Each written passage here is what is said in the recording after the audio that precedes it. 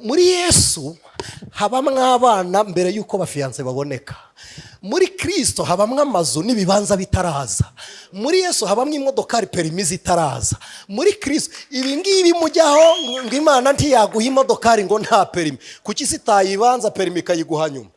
Kuki subundi yatubanje Kristo ikabona kuduha ijuru?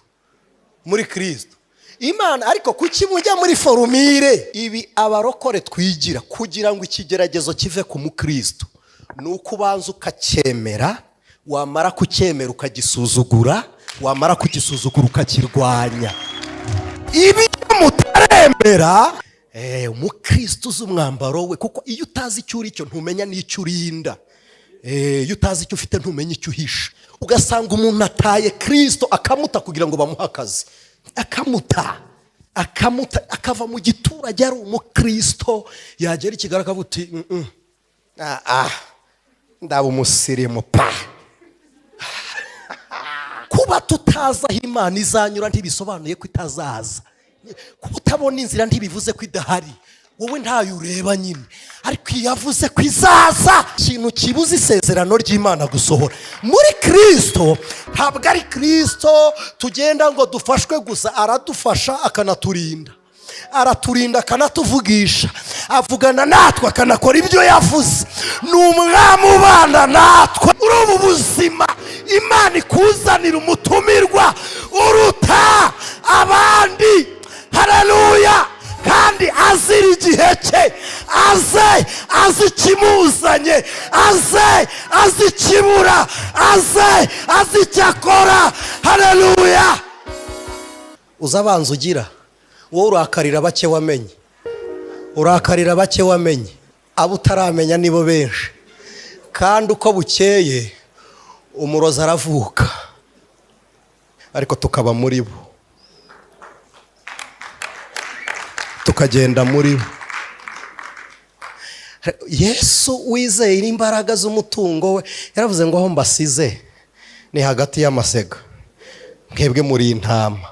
Tekereza ngo mugende mufite ubwenge. Yavuze ngo ariko umuryango w'Abalewi wo nta gakondo Mose yabahaye keretse ibitambo byoswa by'Uwiteka Imana y'Abisiraheli, nibyo gakondo yabo nk'uko yamubwiye. Dusome n'urwandiko rwandikiwe Abaroma igice cya 8 murongo waho wa 14.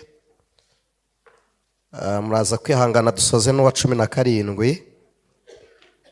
Abaroma igice cya 8 murongo wa 14 dusoze n'uwa 17.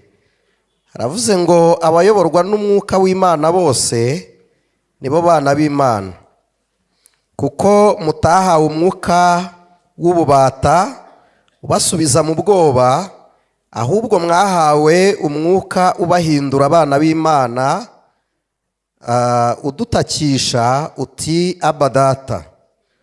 Umwuka w'Imana ubwe ahamanya n'umwuka wacu yuko turi abana b'Imana, kandi ubwo turi abana bayo turi n'abaragwa, ndetse turi abaragwa b'Imana, turi abaraganwa na Kristo, niba tubabarana nawe ngo duhanwe ubwiza nawe. Amen. Mwakire neza iri jambo ku bwa Kristo Yesu. Abantu tutaziranye, nitwa Aniseti niyo mugabo, ndi umukristo, mfite madamu, tubyaye 3. Si ubwa mbere ngeze hano, ariko kandi ndibwira ko niba ngikomeje kubagiriraho umugisha no ku Mana bishobora kuba atari n'ubwa nyuma. Imana ishimwe. Dufite intashyo twahawe na bene so, twari mu nkambi ya Nyabiheke, badusaba kubasuhuza. Hari abantu benshi bajya bakurikira aya materaniro online, n'abadukurikiye bariyo tuboneyeho kubasuhuza, ariko kandi reka mvemo n'umwenda wabo mbaho intashyo. Baradutumye ngo tuzabasuhuze. Imana ibahe umugisha. Ndagira ngo tuganire kuri iri jambo ry'Imana dusomye. Iki gitabo cya Yosuwa tugisanzemo inkuru yanejeje, ariko kandi isa n'isekeje, iteye umunezero, ku rwego rw'uruhande rw'abantu bake. Nasomye imiryango 12 y'Abisiraheli uko bose bari mu gihugu cy'uburetwa bari muri Egiputa.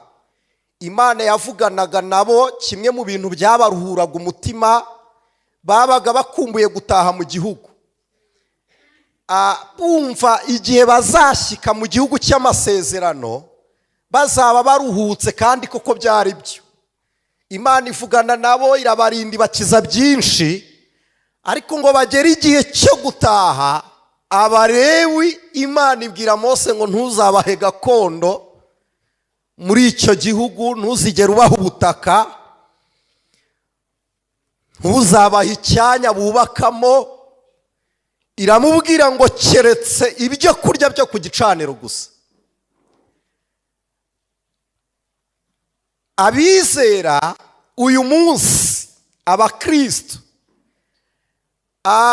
tubarirwa mu miryango hafi ya yose, by'umwihariko uw'Abalewi n'uwa Yuda. Sinshaka kubyinjiramo cyane, ariko kandi twese twahawe gakondo isa n'iy'Abalewi. Kubera iki?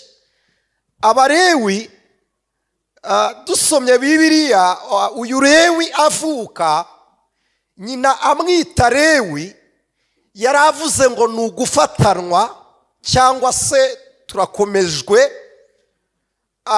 Mu gitabo cy'igiheburayo muri Bibiliya yabo, bo bitwa abaramyi, baravuga ngo ni yawe Kora, baravuga ngo ni abahamagawe n'Imana, ariko nyirizina bo baravuga ngo ni abaramyi bo mu ihema ry'Uwiteka. Imana ishimwe. Umunsi Mose azamuka ku musozi wa Sinayi ajya kuganira n'Imana, amara amajoro 40 n'amanywa 40, amanuka asanga Abisiraheli barakoze ikigirwamana, yazabiranyijwe n'uburakari bwinshi, arababara, aravuga ngo buri muntu wese nafata inkota yice mugenzi we, kuko ikizira bakizanye mu ihema bakababaza Imana, aho bababarije Uwiteka nabo nibahababarire.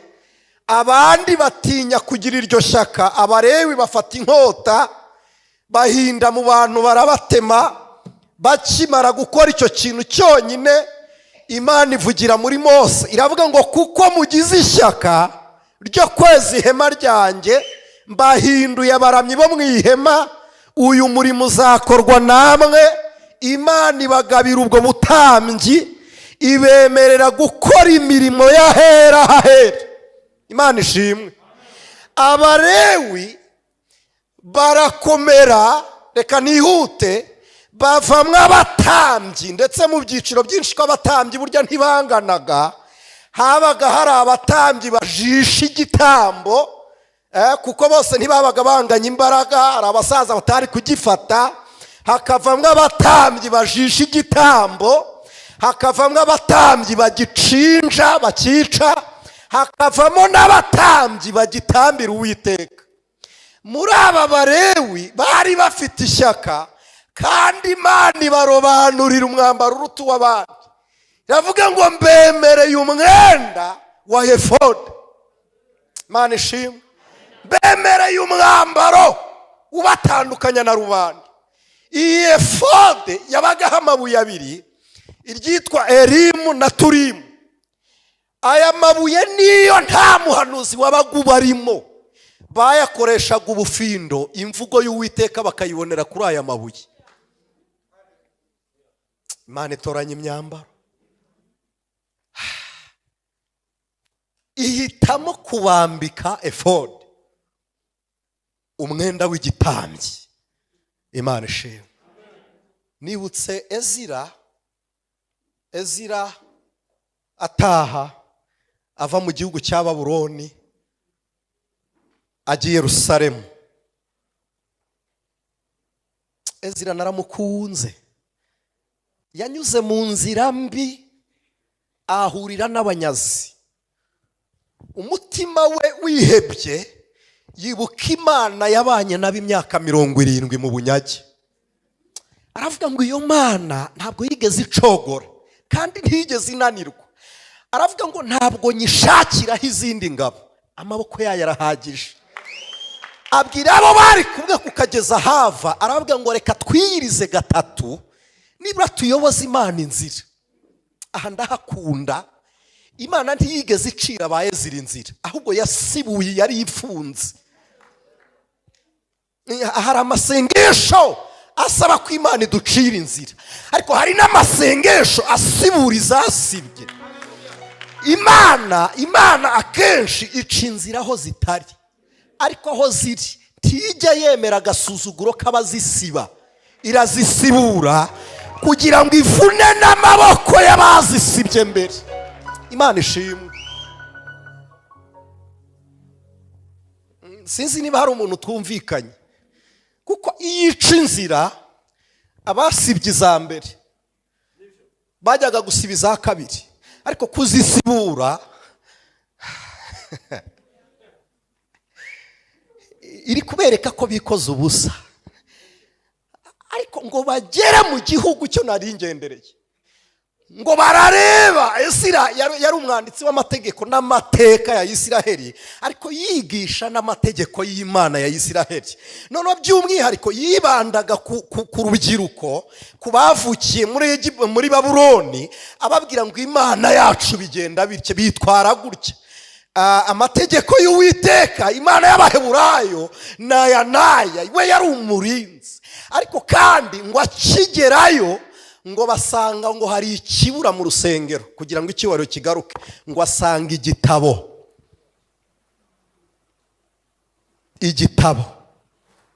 cy'amategeko y'Uwiteka ntigihari.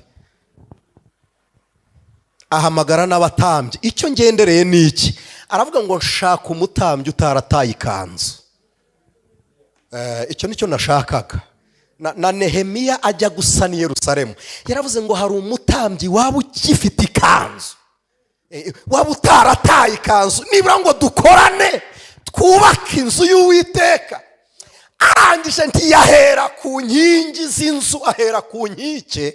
Aravuga ngo reka nzibe icyuho aho rubanda rureba, mu gihe abadutangiranye bagifite imbaraga, twubake batarananirwa. N'abanyamagambo bazagera igihe cyo kuvuga inkike zibasumba, turi kubaka imbere. Ariko haleluya! Imana ikubanziriza inkike, ibanza inkike inyuma y'urugo rwawe, ku rubyaro ishyireho inkike, umurozi azajye gutora umutaru rumusumba. Haleluya!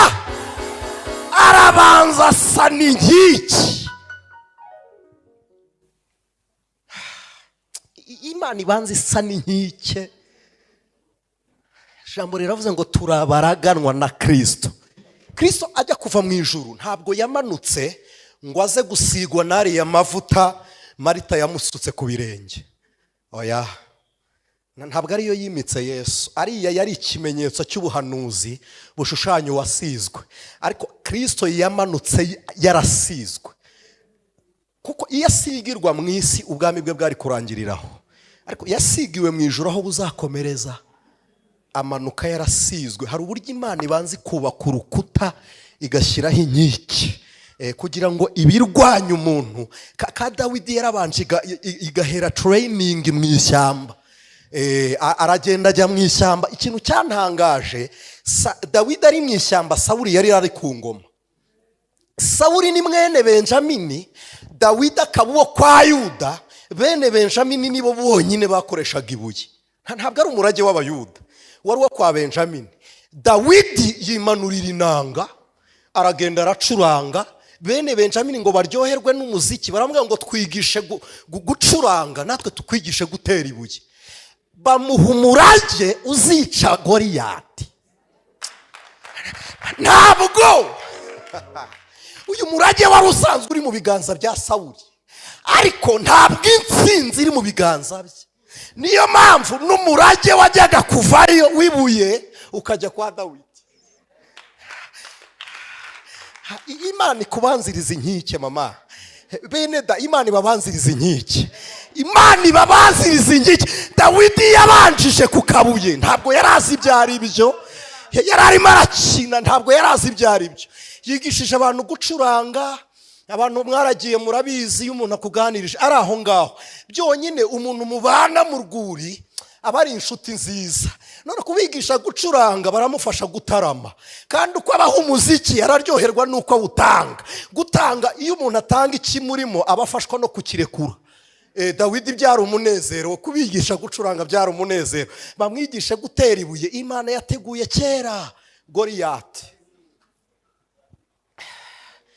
Reka kankavuge mite mvaho ngaruke kubarewe. Goliyati umugabo muremure, 6 m, ufite igituza cya 3 m. Ikoti rye Bibiliya iravuga ngo ryapimaga ibiro 5,000, toni 5. Niko Bibiliya ivuga, ntabwo ari komanteri za Bibiliya. Igitabo cya mbere cya Samweli 16. Ibiro 5,000, apima 6 m. Umurashi wese w'umuswa ntiyamuhusha, ntabwo yamuhusha. Nta murashi wahusha Goliyati. Ariko igitangaje, yambaraga ikoti ry'umuringa, ikoti ripima ibiro 5,000. Noneho Goliyati yari afite abagabo bane. Ariko Imana ni igitangaza. Umwe yajyaga imbere, undi buryo, undi bumoso, undi nyuma. Noneho bose bakagenda bamutwaje ingabo bakingirije Goliyati. Hari abantu bajye bavuga ngo Dawidi ngo gutora amabuye ngo yatoye iryo kwizera, ngo gukiranuka, gusenga n'ibindi nta kibazo. Ariko amabuye 5 Dawidi yatoye yanganaga n'abagabo 5, 4 bari bakuroteje Goliyati, na Goliyati wa 5. Goliyati ubwe bamwitaga icyubahiro kigati. Yari umugabo wari umaze iminsi 40 ari gutuka Imana. Atuka Imana ya Isiraheli n'abasirikare. Bazana kana kavuye mu ishyamba, ariko katojwe, kazi inkike, yarakuze. Haleluya! Imana yarahereye ku ntsinzi. Mana ishimwe. Uwera wa Isiraheli waduhaye kuraganwa na Kristo akubanziriza inkike.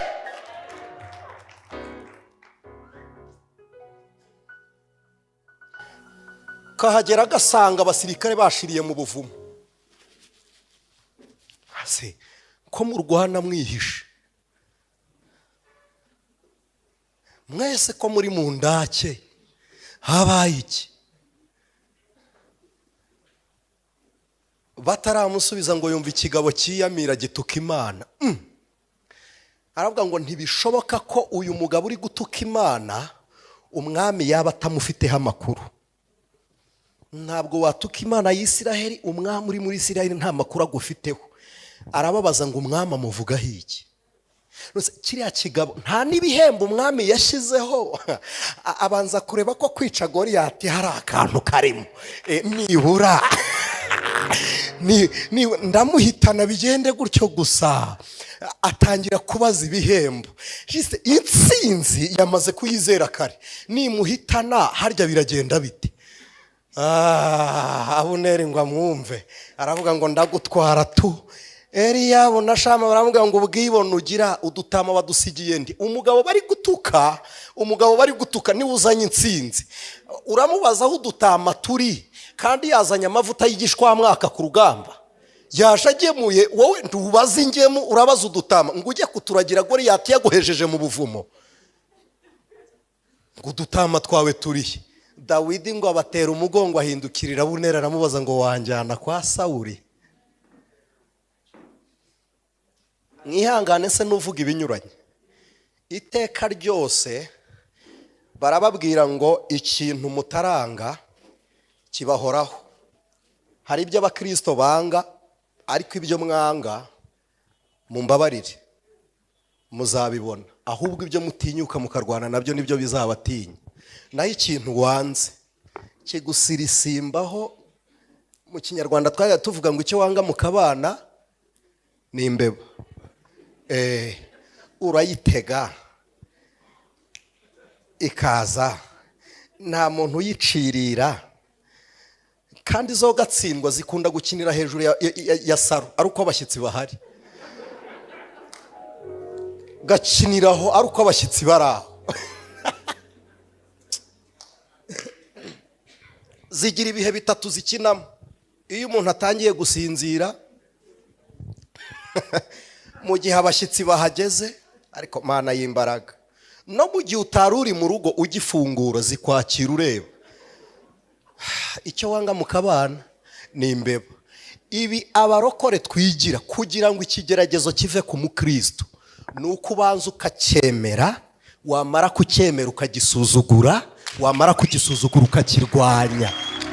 Ibi mutaremera ntimuzarwana nabyo, ibyo mutazarwana nabyo ntimuzabitsinda, ibyo mutazatsinda ntibizabavaho. Dawidi aravuga ngo ubwo duhuriye nawe kuri tere, ukaba ufite impamvu imwe, Goliyati imwe, yuko utakebwa ukaba utubaha Imana, iyo yonyine ukaba uri gutuka Uwiteka Imana ya Isiraheli. Dawidi areba Imana yamuhaye imbaraga zo gushwanyagura idubu n'intare, arangije aravuga ngo iyo ngiyo iyo irakungabiza. Aravuga ngo njyana kwa Sawuli. Ubundi ntiyajyaga no kujyayo, ariko Dawidi kuko yari asanzwe ari umusirikare utanditswe, ntiyajyaga kurwanirira umwami atamuzi. Ntabwo yajyaga kurwana atazwe. Aravuga tugende.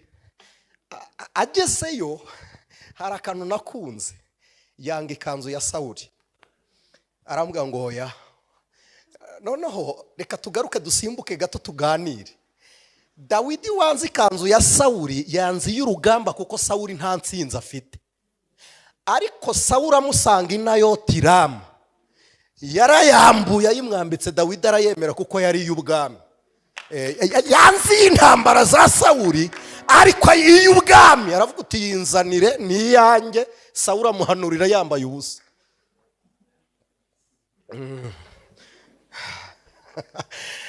Dawidi azi umwambaro we. Umukristo uzi umwambaro we, kuko iyo utazi icyo uri cyo ntumenya n'icyo urinda. Iyo utazi icyo ufite ntumenya icyo uhisha. Ntabwo wamenya icyo uhisha utazi icyo ufite. Dawidi rero nawe ntabwo yajyaga gutoranya imyambaro kandi yarazi icyo ari cyo. Ntabwo afata umwambaro w'umugabo watsinzwe ngo amuhe umwenda w'urugamba yaraneshejwe, kandi Dawidi intsinzi ayizi. Ariko uw'ubwami yagombaga kuwambura kuko niwe wari umusimbure. Wambure nkwambara, ariko uw'intambara yawe ugumane. Imana ijya ibanza ikubaka korutire. Ndagira ngo tuganire ku murage abera twarazwe.